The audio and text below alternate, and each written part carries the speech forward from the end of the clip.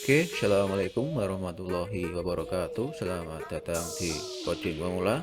Pada kesempatan kali ini, saya akan coba menjelaskan tentang bahasa query. Oke, sebelum saya lanjutkan, bagi yang belum menonton video-video tutorial saya sebelumnya mengenai dasar-dasar SQL Server, silakan Anda tonton video saya yang sebelumnya. Oke, kembali ke materi, yaitu mengenai bahasa query. Jadi, apa itu bahasa query? Bahasa query adalah bahasa yang digunakan untuk membuat, memanajemen, mengelola sebuah database. Jadi, bahasa query itu sebuah bahasa atau tatanan bahasa yang kita gunakan untuk membuat, mengelola, dan memanajemen sebuah database. Oke ya, sudah jelas ya. Bahasa query itu terbagi dari 3 kelompok seperti dari pengertian yang saya sebutkan tadi, yaitu bahasa query itu kan digunakan untuk membuat, mengelola, dan memanajemen sebuah database. Kelompok pertama yaitu kelompok Data Definition Language atau kelompok bahasa query yang fungsinya untuk membuat sebuah database. Dalam hal ini database-nya terdiri dari database itu sendiri dan komponen-komponen tabel yang ada di dalamnya. Nah, yang kedua yaitu kelompok Data Manipulation Language. Nah, kelompok inilah yang nanti kita akan lebih perdalam lagi. Jadi intinya kelompok bahasa query Data Manipulation Language ini digunakan, atau kelompok-kelompok bahasa query yang kita gunakan untuk menampilkan sebuah data, memasukkan sebuah data, mengupdate sebuah data, dan mendelete sebuah data pada sebuah database. Nah, nanti kelompok bahasa query ini yang lebih kita perdalam. Kelompok bahasa Data Manipulation Language digunakan untuk memanipulasi dan mengelola sebuah database. Nanti perintah-perintahnya atau jenis bahasanya terdiri dari bahasa select. Nanti bahasa select ini digunakan untuk menyeleksi atau menampilkan sebuah data di dalam database. Bahasa insert digunakan untuk memasukkan sebuah data di dalam database. Bahasa update digunakan untuk mengupdate sebuah data di dalam database. Bahasa delete digunakan untuk mendelete data di dalam database. Dan kelompok fungsi yang ketiga, yang terakhir, yaitu Data Control Language digunakan, atau bahasa query yang digunakan untuk mengontrol hak pakai atau perintah pada suatu database. Nah, nanti yang kita perdalam lagi yaitu kelompok bahasa query Data Manipulation Language. Oke ya, kita lanjut. Bagi yang menginginkan modul ini, nanti linknya akan saya sertakan di kolom deskripsi. Oke ya, nanti Anda juga bisa mempelajari Data Definition Language, Data Control Language. Tapi dalam tutorial ini saya akan menjelaskan lebih dalam lagi mengenai kelompok bahasa query Data Manipulation Language. Oke, untuk lebih jelasnya kita buka saja untuk aplikasi SQL Server-nya.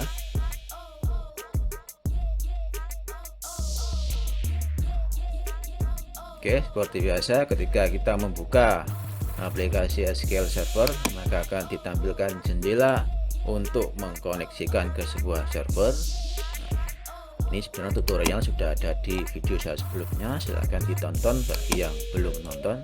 Ini kita koneksikan saja dengan server lokal, kita konekkan. Nah, ini sudah terkonek ke sebuah server lokal. Pada tutorial sebelumnya kita sudah membahas tentang pembuatan sebuah database dan komponen tabel di dalamnya. Kalau gak salah kemarin tutorialnya adalah membuat database latihan ya. Dan di dalam database latihan kita telah belajar membuat sebuah tabel dengan nama TBL mahasiswa. Terus gimana caranya mengelola database latihan ini? Yaitu dengan menggunakan bahasa query tadi. Tapi kalau kita memakai aplikasi manajemen studio ini, maka kita bisa melakukannya secara manual. Tapi kalau kita ingin mengakses database yang kita buat di komputer ini, maka cara mengelolanya yaitu pakai bahasa query. Oke, kita jelaskan, atau saya jelaskan bahasa query yang pertama yang masuk dalam kelompok data manipulation language ini. Yang pertama kita pelajari adalah bahasa insert, yaitu memasukkan sebuah data di dalam sebuah tabel. Dalam hal ini tabel ini di dalam database. Kita akan coba memasukkan data di dalam tabel mahasiswa ini. Yang seperti kita tahu bahwa tabel mahasiswa yang kemarin kita buat dalam tutorial saya yang sebelumnya terdiri dari kolom NIM, nama, dan HP. Dalam arti ini nomor HP ya. Kita akan coba memasukkan data di dalam tabel TBL mahasiswa ini. Kalau kita pakai Microsoft SQL Server Management Studio ini, cara gampangnya untuk memasukkan data ya kita tinggal klik kanan tabel mahasiswa ini, kita pilih edit top 200 row ini, maka akan ditampilkan tampilan seperti ini, seperti halnya Microsoft Excel ya sepertinya ya. Ini tinggal kita masukkan saja NIM-nya, data di sini. Eko Siswanto, HP-nya Batu 2. Tinggal seperti ini. Tapi kalau kita ingin mengelola database yang kita buat di komputer ini di wilayah komputer lain, maka untuk memasukkan data di dalam tabel TBL mahasiswa ini, kita harus memakai bahasa query atau bahasa perintah. Kita coba contohkan untuk bahasa query insert untuk memasukkan data. Untuk membuat sebuah struktur bahasa query insert, kita klik dulu jendela new query ini, di bagian ini kita klik, maka akan ditampilkan tampilan kosong seperti ini. Ini tampilan untuk kita desainkan sebuah bahasa perintah insert atau memasukkan sebuah data di dalam TBL mahasiswa ini. Aturan dari bahasa insert adalah sebagai berikut. Insert into nama tabel,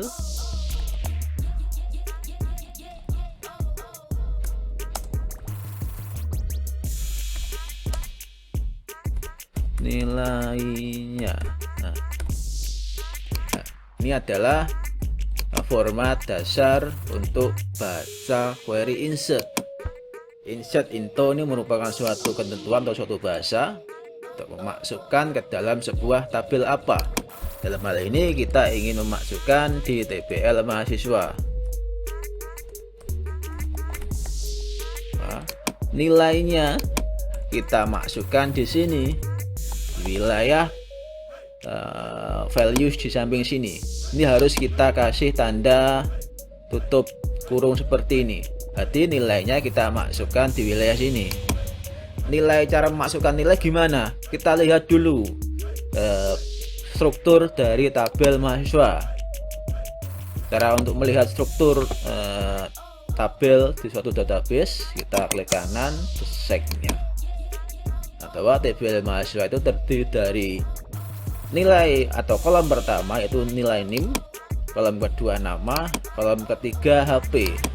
Nah, maka dalam memasukkan value tadi yang ada di sini kita urutkan bahwa nilai pertama itu merupakan nilai untuk kolom NIM, kedua untuk kolom nama, ketiga untuk kolom HP ini. Kita masukkan saja. Ini aturan dari bahasa query.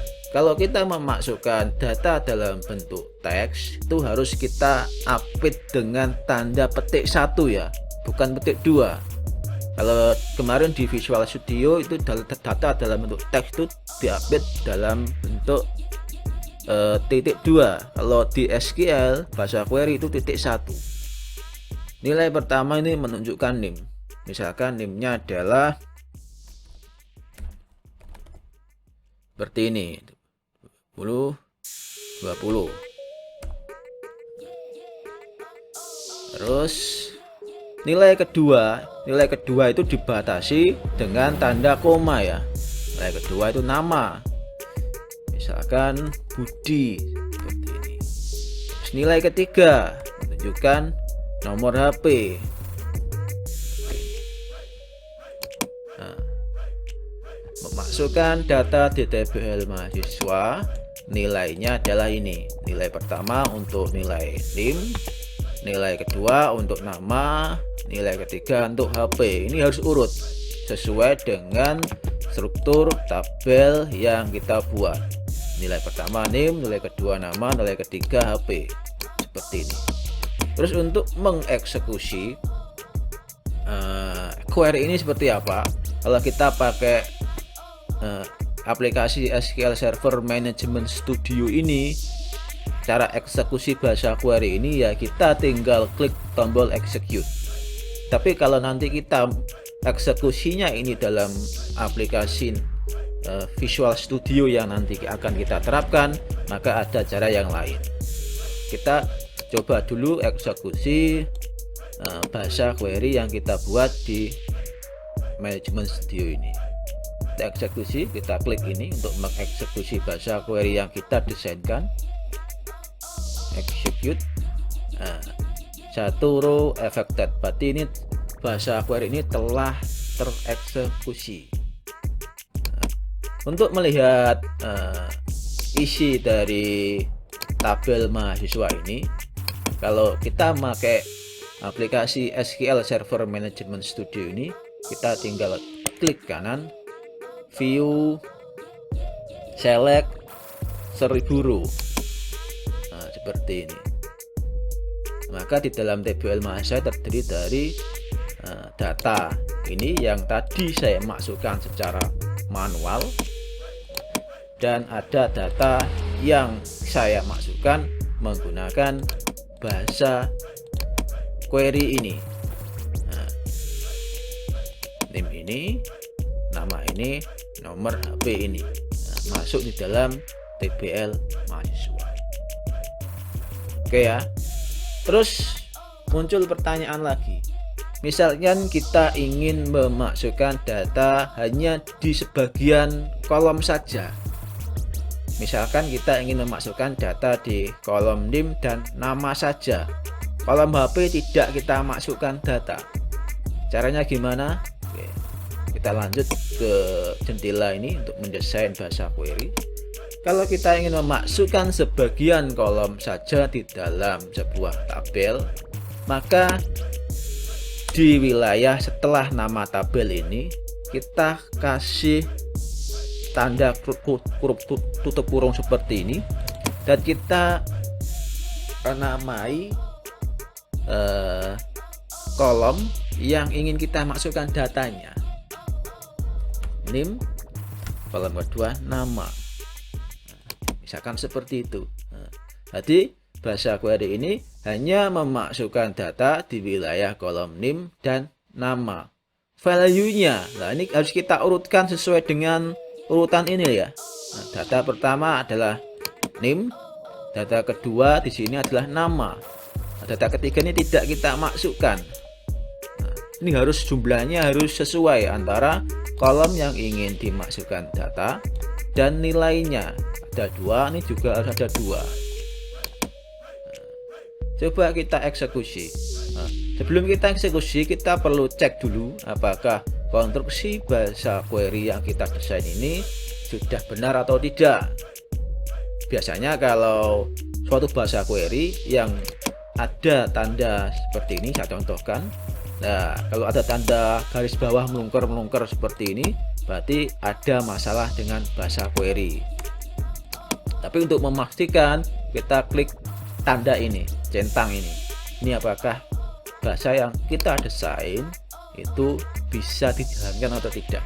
Nah, kalau dimunculkan seperti ini, maka tidak ada masalah di dalam bahasa query yang kita desain. Oke, kita coba jalankan. Ini kemungkinan akan terjadi error. Nanti akan saya jelaskan kenapa errornya. Nah, terjadi error di sini tulisan merah bahwa violation of primary key bla bla bla bla. Ini kenapa kok terjadi error seperti ini? Mungkin sebagian sudah dapat mengira-ngira ya kenapa kok terjadi error seperti ini.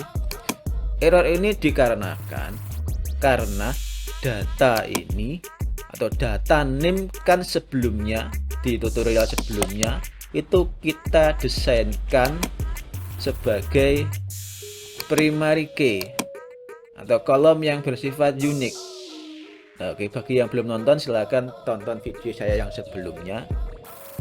Jika suatu kolom digunakan sebagai primary key, maka dia tidak bisa dimasukkan data yang sama. Nah, seperti yang kita contohkan ini. Data ini dalam kolom NIM 19512020 ternyata sudah ada di dalam database TBL mahasiswa ini 2020.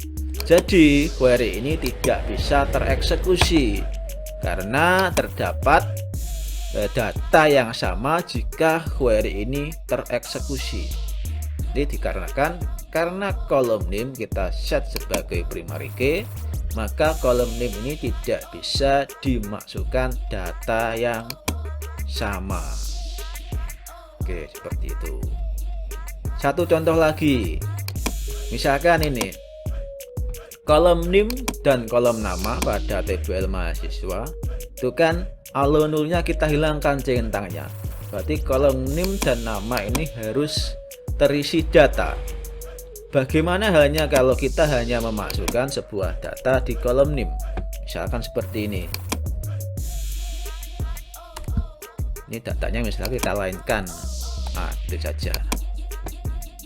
Kita coba cek. Oh, ini ada koma, kita hilangkan. Kita cek, oke, kita execute. Nah, query ini juga gagal dieksekusi karena kolom NIM dan nama itu harus terisi sebuah data. Jadi kita tambahkan sebuah data lagi. Misalkan saya ganti 20 saja biar tidak double. Misalkan namanya sama. Apakah query ini bisa masuk? Padahal database data nama ini sama, sudah ada di dalam tabel ini. Kita eksekusi, coba kita cek dulu. Kita eksekusi, data masuk. Nah, kita eksekusi dulu. Data masuk. Karena kolom nama ini tidak kita set sebagai primary key, jadi datanya diperbolehkan sama. Kalau NIM tadi kita set sebagai primary key, maka tidak boleh ada data yang sama di sini. Sedangkan HP kolom HP ini akan bernilai 0 atau kosong karena tidak kita masukkan data kalau kita eksekusi menggunakan query ini. Oke, sampai di sini untuk bahasa insert bisa dipahami ya. Nanti kalau tidak paham bisa Anda tanyakan di kolom komentar. Oke, bahasa kedua setelah insert yang kita akan pelajari yaitu bahasa update. Bahasa update itu digunakan untuk mengupdate data di sebuah database, atau dalam hal ini adalah di dalam tabel. Misalkan kita akan mengupdate data tabel mahasiswa ini kita akan memberikan nilai untuk kolom HP ini di bagian data ini. Caranya gimana? Ini kalau kita ketik langsung jelas tidak bisa ya. Oke. Cara mudahnya yang ini kita close dulu supaya tidak mengganggu. Cara mudahnya kita klik kanan TBL mahasiswa ini atau tabel mahasiswa ini, kita klik edit top row tadi. Cara gampangnya kita masukkan saja nilainya di sini. Nah, gampang, selesai. Kalau ketika kita view lagi maka datanya akan masuk. Select ini. Nah, tapi kalau kita ingin mengelola database ini di wilayah komputer lain, sekali lagi kita harus menggunakan bahasa query. Nah, ini kita hapus dulu. Cara hapusnya gampang, kita hapus dulu seperti ini. Oke ya. Misalkan kita akan mengupdate, kita tampilkan select top row.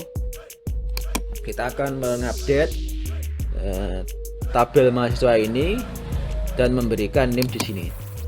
Format dasar untuk bahasa query update sebagai berikut. Kita tampilkan sini saja ya, ini kalau hapus di sini kelamaan. Ini modul ini bisa saya share di kolom deskripsi nanti. Kita masuk ke bahasa update. Nah, ini sintaknya atau bahasa dasarnya untuk fungsi query update sebagai berikut. Update ini suatu bahasa, nama tabelnya, set ini suatu bahasa, field ini kolomnya apa, nilainya berapa, kondisinya seperti apa. Oke, kita contohkan mengupdate TBL mahasiswa dan memberikan nilai pada kolom HP ini. Update TBL mahasiswa, ini nama tabelnya.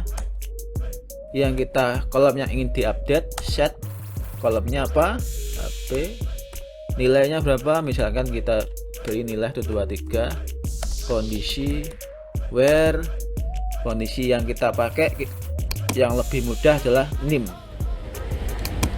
where di mana nim sama dengan 2051 2020 seperti ini. Ini contoh bahasa query untuk update. Formatnya adalah update, nama tabelnya, set kolom yang ingin diubah nilainya, where, name-nya apa. Sebenarnya bahasa query update sampai di sini pun sudah bisa tereksekusi. Update TBL mahasiswa set HP 123. Tapi kalau ini kita eksekusi, maka yang terjadi adalah semua data di TBL mahasiswa ini, di tabel TBL mahasiswa ini, pada kolom HP nilainya akan terubah menjadi ini semua. Dan hal ini tidak kita inginkan tentunya. Maka supaya yang terubah hanya pada kolom yang kita inginkan, kita tambahkan kriterianya. Intinya yang diupdate itu bagian mana saja. Kalau ini kita eksekusi sangat berbahaya tentunya ya. Soalnya semua kolom, semua data di TBL mahasiswa di kolom HP akan terubah menjadi ini. Ini tentunya sangat berbahaya kalau tidak kita tambahi item apa yang kita update. Maka kita tambahkan suatu kriteria where atau di mana, bahasanya ini suatu bahasa query ya. Where ini kriterianya apa? Ini bisa merujuk pada berbagai macam. Dalam hal ini yang lebih gampang yaitu kita merujuknya pada primary key-nya. Karena kolom name ini kita jadikan primary key, maka dia tidak bisa dimasukkan data yang sama. Maka kita ambil saja kondisinya yaitu name, di mana name sama dengan 2051 2020. Nah, ini yang data yang ingin kita update. Kita coba jalankan query-nya, execute satu row affected. Maka ketika kita tampilkan, ini kita close, kita tampilkan aja lagi.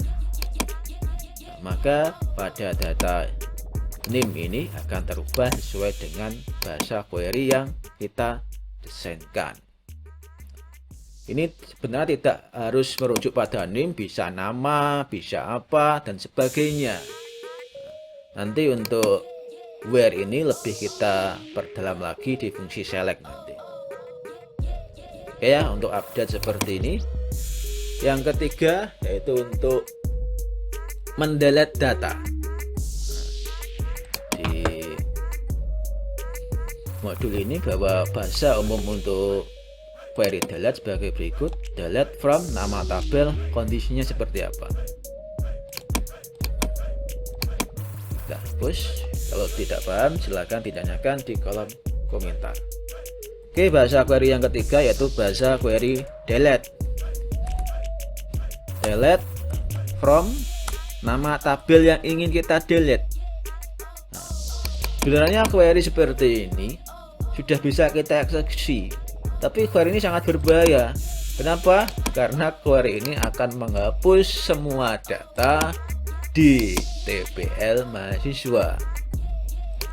Nah, tapi kalau ini hal yang kita inginkan sebenarnya tidak apa-apa. Tapi kalau hal ini tidak kita inginkan, maka query ini kalau tidak sengaja tereksekusi maka akan menghapus semua data di TPL mahasiswa. Misalkan yang kita inginkan yaitu menghapus data di TPL mahasiswa yang NIM-nya sama dengan ini 2019. Nah, kita coba. Maka kita tambahkan bahasa where, di mana NIM-nya 0751/2019 seperti ini. Ini kriterianya, kita tambahkan kriteria. Jadi yang dihapus di TPL mahasiswa yang hanya memenuhi kriteria yang kita tuliskan di sini, yaitu di mana NIM-nya sama dengan 0751/2019. Ini kita coba eksekusi. Nah, maka ini akan berhasil. Kita coba tampilkan lagi. Close. Kita view lagi, select lagi. Nah, maka data dengan NIM tadi akan terhapus. Bentar, saya pause dulu videonya, ada teknis, masalah teknis. Oke, kita lanjut lagi. Ini masih rekam ya. Oke, bahasa query yang terakhir yaitu bahasa query select, atau menampilkan data pada sebuah database atau memview data lah intinya. Tadi sebelumnya sudah saya jelaskan bahkan berulang-ulang untuk memview data. Cara simpelnya, jika kita memakai aplikasi manajemen studio ini, cara memview datanya tadi adalah klik kanan terus select top row. Maka di sini sebetulnya telah dibuatkan sebuah bahasa query select dan di bawahnya akan ditampilkan view-nya. Cara gampangnya seperti itu. Ini sudah otomatis dibuatkan bahasa query-nya sebenarnya. Tapi kalau kita ingin memview data di komputer ini di wilayah komputer lain, maka kita harus desainkan bahasa query-nya. Oke, kita buka saja untuk jendela query baru untuk mempelajari bahasa query select. Oke, bentuk umum dari bahasa query select itu sebagai berikut. Select from bintang from TPL mahasiswa. Nah, bahasa bentuk sederhananya adalah seperti ini. Select bintang from nama tabel yang ingin diselect TPL mahasiswa. Menseleksi bintang ini artinya adalah bahwa kita ingin menseleksi semua kolom di TPL mahasiswa. Kita cukup menuliskan dengan tanda bintang seperti ini. Oke, kita execute. Oke, tadi kelupaan. Kalau kita sebelum mengeksekusi query ini, kita pastikan dulu di sini database yang ingin kita pakai untuk bahasa query ini kita pilih di sini ya. Dalam ini database-nya adalah database latihan ini.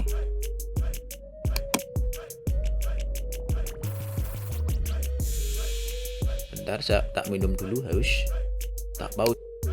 Oke, kita lanjut lagi untuk bahasa query select. Ini pastikan data, tadi dipastikan dulu ya database yang ingin kita kelola latihan. Terus kita coba execute query dasar select ini, execute. Maka akan ditampilkan atau dieksekusi query yang kita tuliskan di sini, dan hasilnya adalah ditampilkan data di dalam TBL mahasiswa. Terus muncul pertanyaan, bagaimana kalau kita ingin menseleksi sebagian data saja atau sebagian kolom saja? Misalkan kita ingin menseleksi kolom NIM dan nama saja. Bentar, ada motor lewat.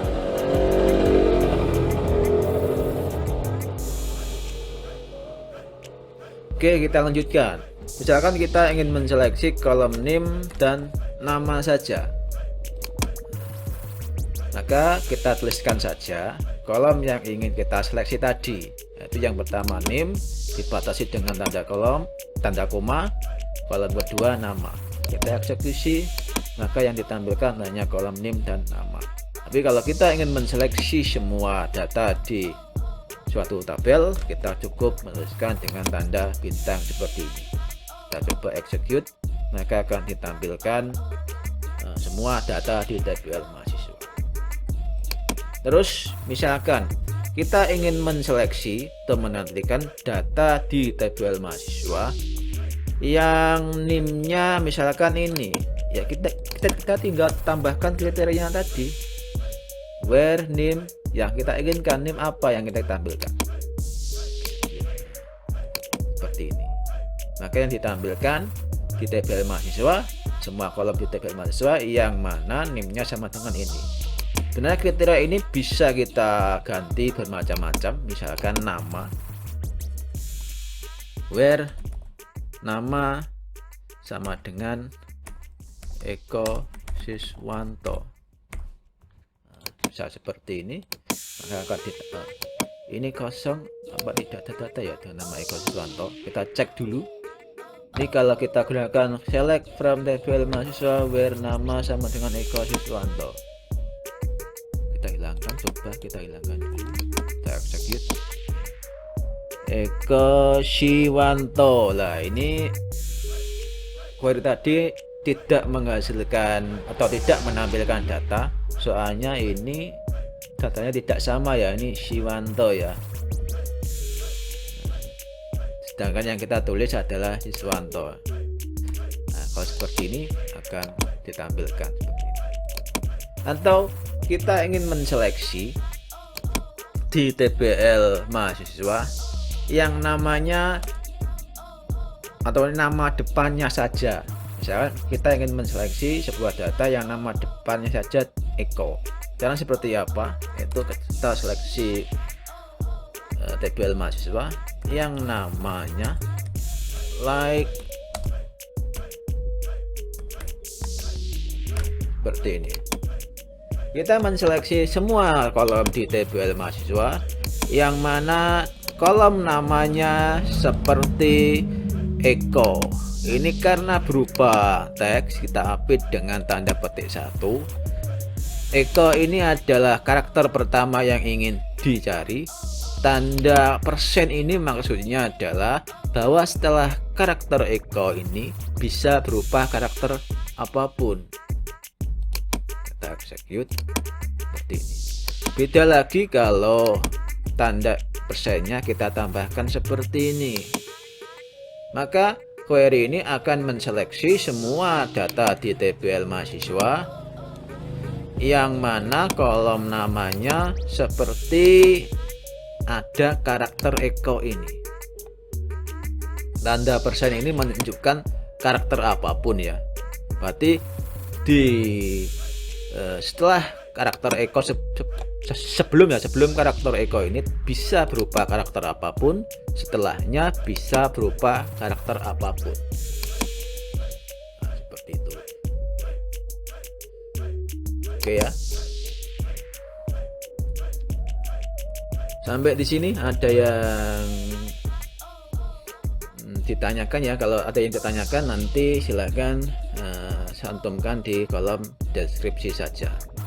Oke, sebenarnya untuk belajar bahasa select ini bisa panjang ya, tergantung pada seberapa kompleks data yang ingin kita tampilkan.